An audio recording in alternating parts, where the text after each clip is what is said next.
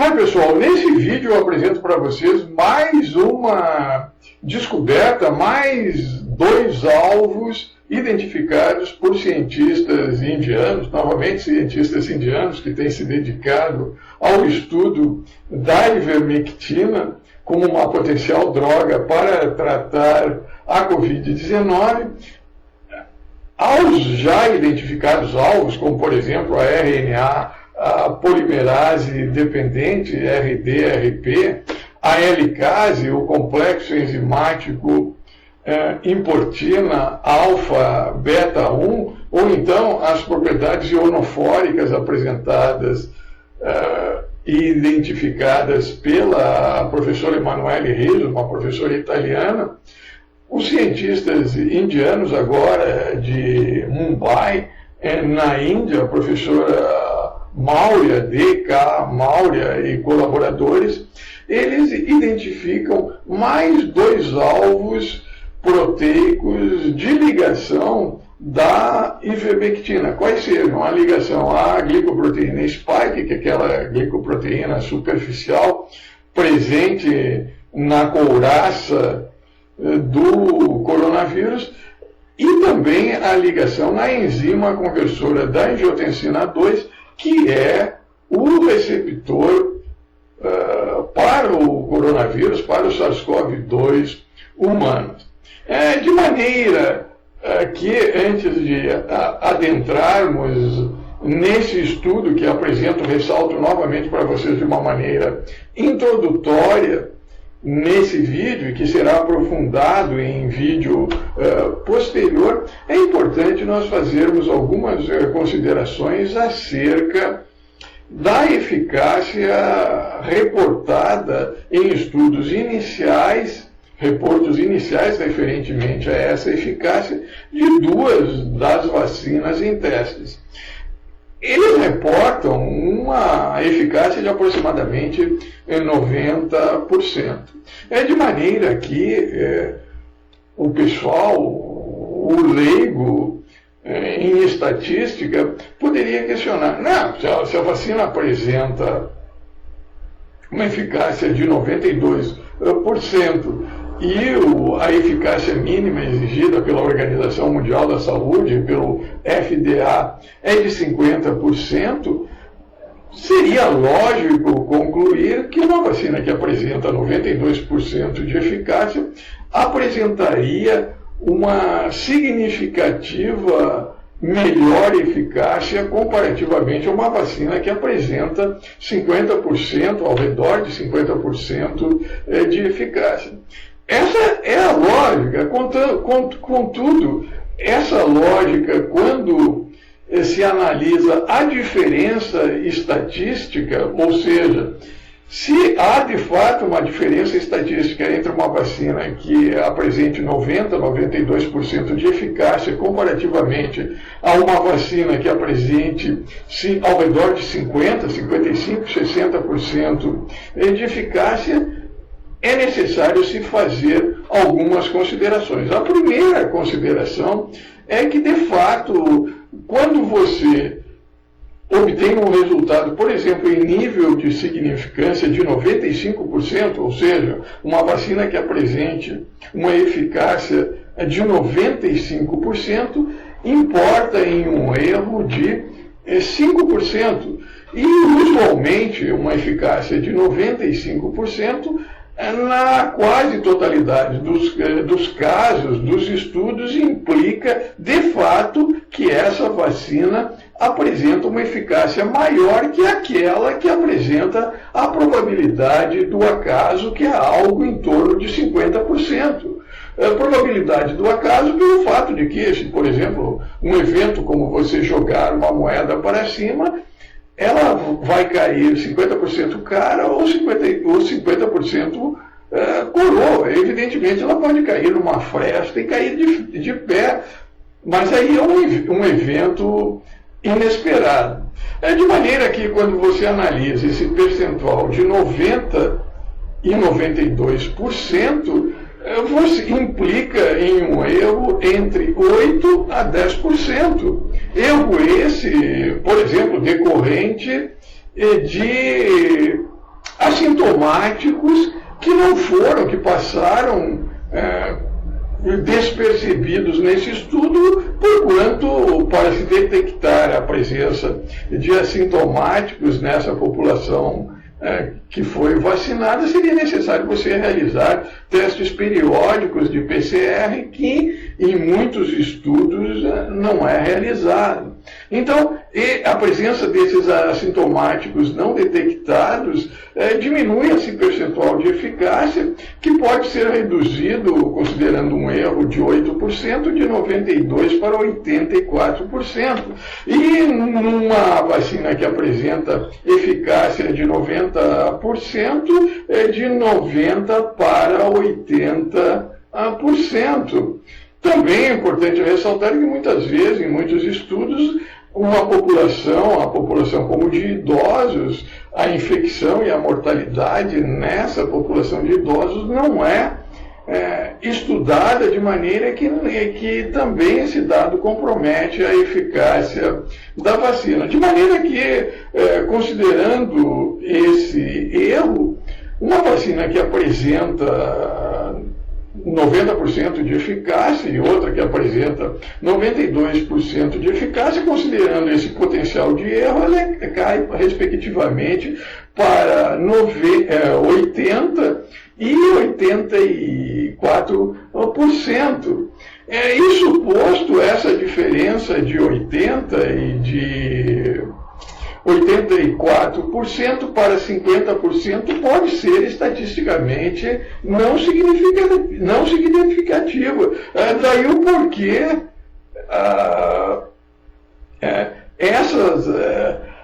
essa significância estatística apresenta a significância quando você analisa a eficácia de uma vacina. E nesse contexto dessa possibilidade da não significância estatística, mesmo com vacinas que apresentam essa eficácia reportada de 90% a 92%, de se continuar a pesquisa acadêmica relativamente à identificação de drogas essas, tais como a ivermectina, que possam atuar como adjuvantes dessas vacinas, ou seja, estimulando a resposta imune do paciente contra o coronavírus, de maneira que a eficácia dessas vacinas, mediante a introdução desses adjuvantes, possa elevar essa eficácia para 95% ou mais, de maneira a, de fato, apresentar uma eficácia relativamente à imunização da população. Porquanto também, nesse contexto dos assintomáticos não detectados, também relativamente ao coronavírus, se ressalta também a possibilidade da reinfecção, que atualmente encontra-se em fase inicial de estudo. Então, nesse contexto, eu ressalto a importância dessa série de estudos, dessa série de trabalhos que vêm sendo utilizados referentemente à análise da dinâmica molecular, à análise do encaixe da ivermectina e de outras drogas com o sítio ativo desses potenciais alvos relativamente ao tratamento da Covid-19. Ressalto novamente,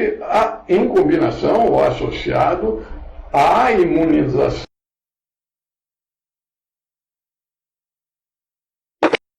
Isso posto em tela, nós apresentamos esse trabalho, cuja referência bibliográfica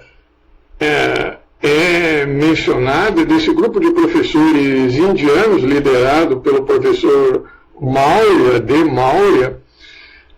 publicado na sua forma de pré-impressão em julho agora de 2020 no Chen RXYV, cujo título para português, traduzido para português, seria a combinação da ivermectina com a doxaciclina inibindo o mecanismo de invasão do SARS-CoV-2 na célula humana, a sua ligação na enzima conversora da angiotensina 2, bem como inibindo proteínas relacionadas com o seu mecanismo de escape do SARS-CoV-2, da resposta imune inata do organismo.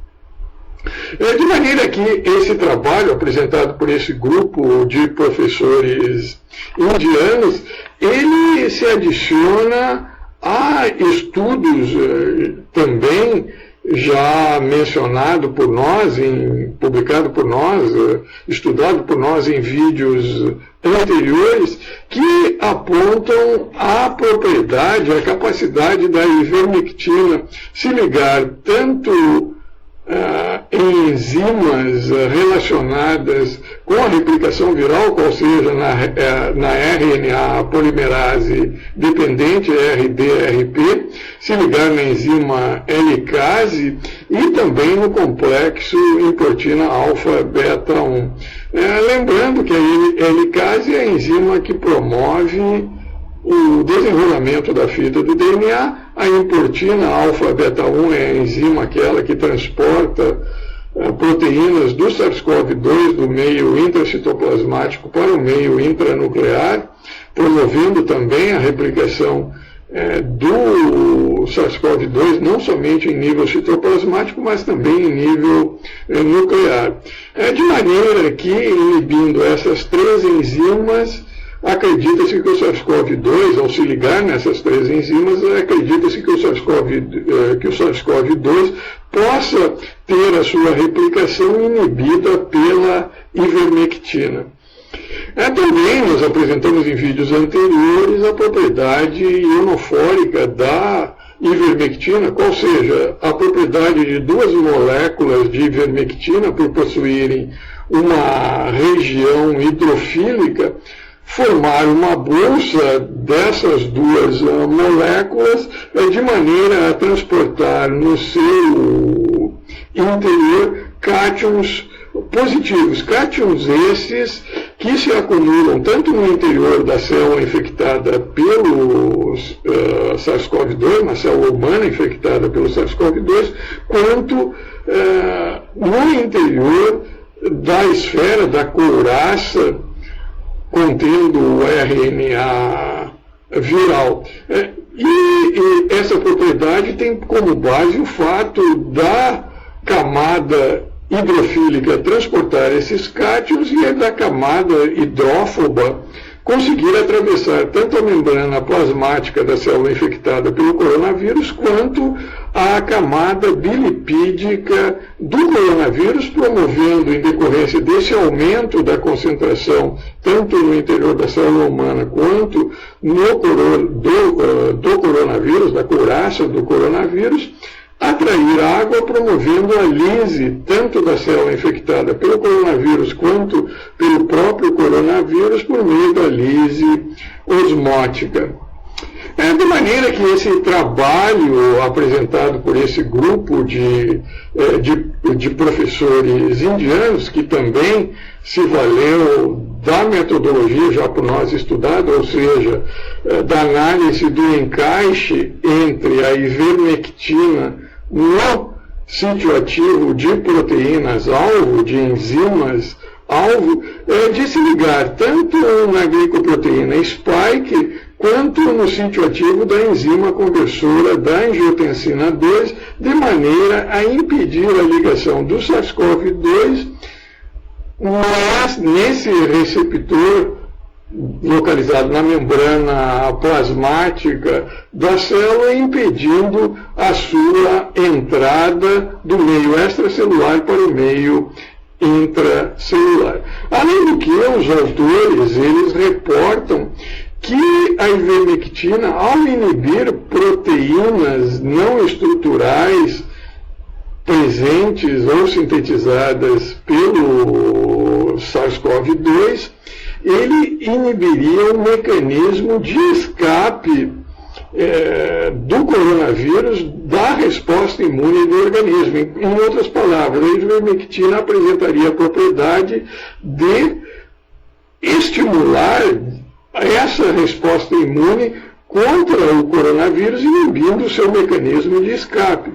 Mecanismo esse que vem ao encontro da minha óptica de que a ivermectina pode ser utilizada conjuntamente com as vacinas que estão sendo desenvolvidas e cuja eficácia será inferior à desejada, ou seja, de 95%, de maneira que a ivermectina, atuando como um adjuvante dessas vacinas, poderá elevar